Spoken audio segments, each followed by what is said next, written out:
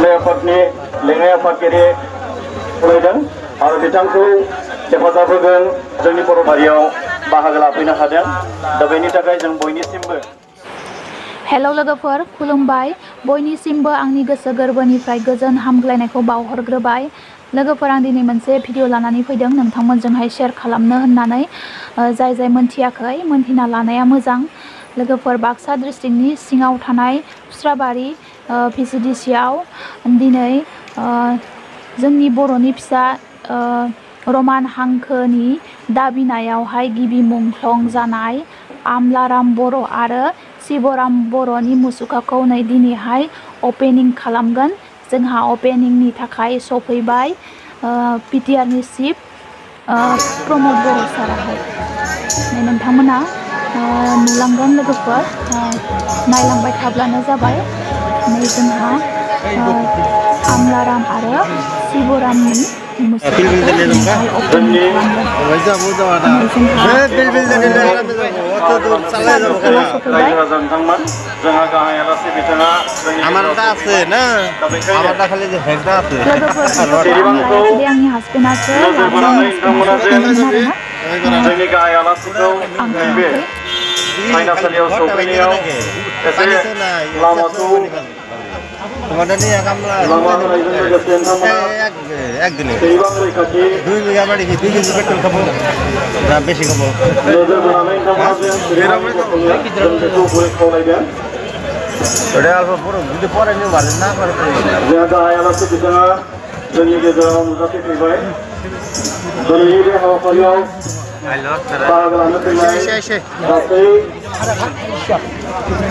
समाज सिबियारि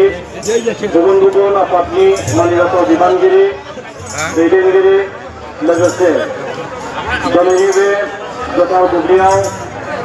बाहागो लाफैनो हानाय जोंनि मुंख्लं आमलाराम बर' आरो शिवराम बर'नि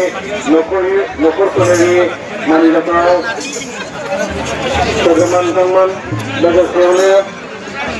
जोंनि दिनैनि बे हाबाफारियाव बाहागो लाफैनो हानाय जोंनि सालबारि जिल्ला बर' थुनलाइ आफाद बेंगलनि गासै समाज सिबियारि थुनलाइ आफादनि दैदेनगिरि बिथांमोन सोद्रोमा बिथांमोन लोगोसेयावनो खौरां बुथुमगिरि बिथांमोन लोगोसेयावनो गुबुन गुबुन राजखान्थि दैदेनगिरि बिथांमोन आरो लोगोसेयावनो बाहागो लाफैनो हानाय गासै रायजो राजाफोर बयखौबो दिनै जों सालबारि जिल्ला बर' थुनलाइ आफादनि जानानै बरायदों जंखायै बिथांमोनखौ जों बरायदों आरो एसेयावनो जोंनि दिनैनि सानहा बेखेवगिरि मोना गेदेर बिटिआरनि गाहाय प्रमद बर' बिथाङा दिनैनि बे गोथार हाबाफारिखौ मावफुंनो थाखाय सिगांदों आरो एसेयावनो जोङो बिथांखौ जों सालबारि जिल्ला बर' थुनलाइ आफादनि जानानै गांसे आर'नाइजों बिथांखौ मान बावहोनो जों सिगांदों जे मोना गेदेर जोंनि बिटिआरनि गाहाय मावफुं सोद्रोमा बिथाङा जोंनि जिल्ला बर' थुनलाइ आफादनि बरायनाय लोगोसे गांसे आर'नाइजों मान बावनायखौ नाजावग्रोनो थाखाय जों गुरै खावलायनाय जाबाय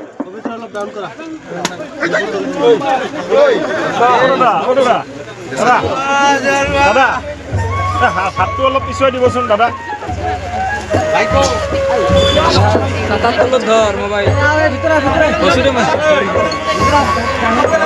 एसेयावनो जों गाहाय मावफुं सोद्रोमा बिथांखौ दिनैनि बे हाबाफारिनि गिबि हाबाफारि महरै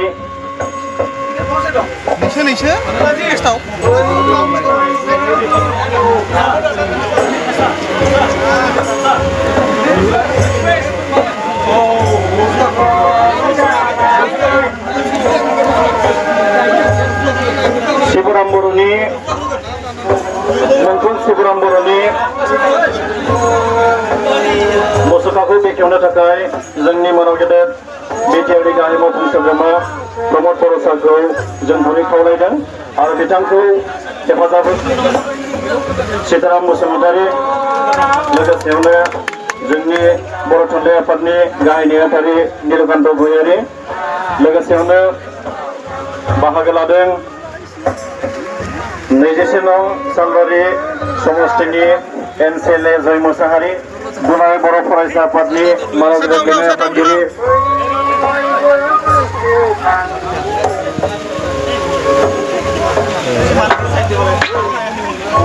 उमेश दैमारि बिथाङा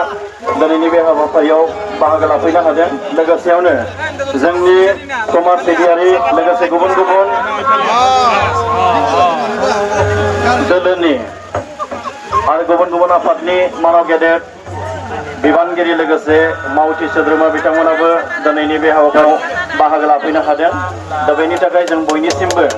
गोजोन हामलायनायजों लोगोसे बरायनाय बावदों लोगोसे साबायखर बावदों। आरो एसेयावनो गाहाय मावफुं सोद्रोमा बिथांखौ मुंख्लं शिबराम बर'नि मुङै बिबार बावनो थाखाय जोङो गुरै खावलायदों।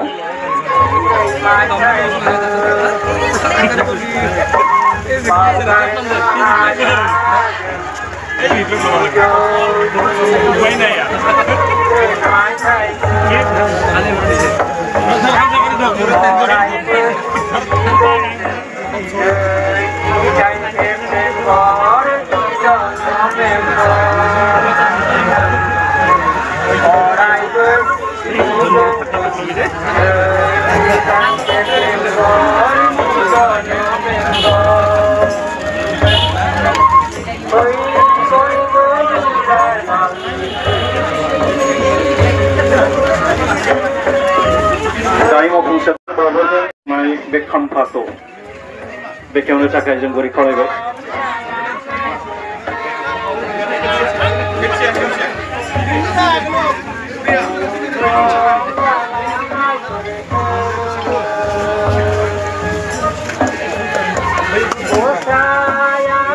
साबायखर थाबाय सारनिसिम। आरो एसेयावनो जोङो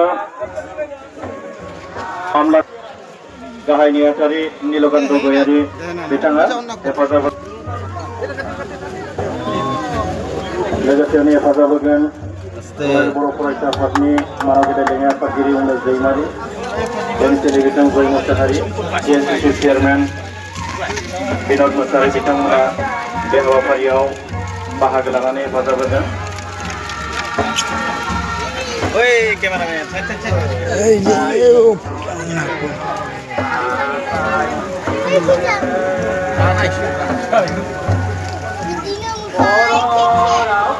जोंनि नैबे स्टेजनि सिङाव थानाय रायजो राजा नोंथांमोन जोङो गाहाय आलासि बिथांखौ जों दान्दिसे सम बेवहाय जिरायनानै फंनैसो बिबुंथि लाखिनो होगोन। दा बेखायनो नोंथांमोनखौ जोङो एसे जायगाखिनिखौ सारनि थाखाय हगारनानै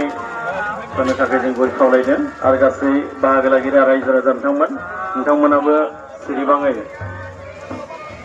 गसंनानै खस्थ'नि गेजेरजोंब्लाबो दिनै दान्दिसे गसंनानै जोंखौ हेफाजाब होनो जों गुरै खावलायदों। बेखिनियावनो मोनसे फोरमायथिनाय दिनैनि बे मुंख्लं आमलाराम बर' आरो शिबराम बर'नि जि खाम्फा बे खाम्फाखौ गायसंनायाव जोंनिनो 30 नं सानजा क'क्राझार बियाबनि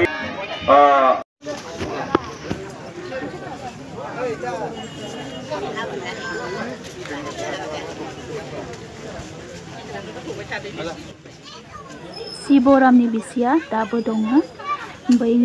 सावगारियाव नुनो मोननाय आबैयानो।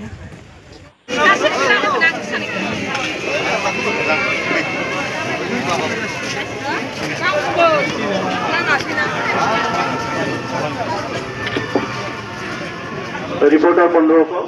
আমি এটা প্রোগ্রাম ইতিমধ্যে আৰম্ভ কৰিব বিচাৰিছো। কণ্ডলেন্স আমি আৰম্ভ কৰিম।